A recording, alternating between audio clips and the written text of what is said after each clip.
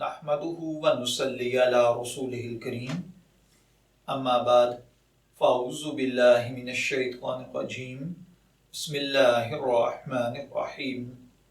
अस्सलामु अलैकुम dear viewers, हमारा आज का टॉपिक है चोरी की लाइन से वाटर फिल्टर का बिजनेस करना।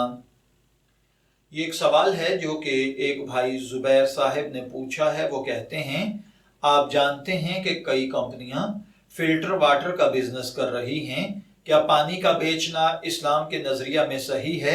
अगर हाँ तो क्यों?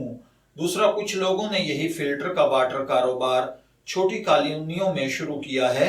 बाज पानी टैंकर सप्लाई से खरीदते हैं, बाज हुकूमती लाइनों से पानी लेते हैं जो हर घर के लिए मुहैया किया गया होता है। दोनों सूरतों की वजाहत कर दीजिए।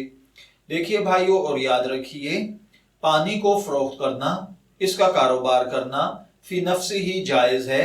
इसलिए फिल्टर वाटर कारोबार करने वाली कंपनियां या वाटर टैंकर सप्लायर से पानी खरीद कर महल्ले के लोगों को फरोख्त करने वाले अफराद अगर कानूनी तकाजों को पूरा करते हुए ये कारोबार करते हों तो शरन इसमें कोई कबाहत नहीं है।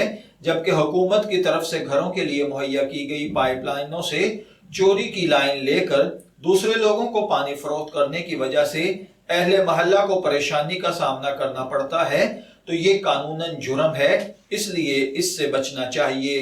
मैं दुआगो हूँ कि अल्लाह ताला हमें इन बातों को समझकर इनके मुताबिक अमल करने की तौफीक अता फरमाए। शब्बीर अहमद को इजाजत दीजिए, फिर हाजिर होंगे किसी नए टॉपिक के साथ। तब तक के लिए अल्लाह हाफिज।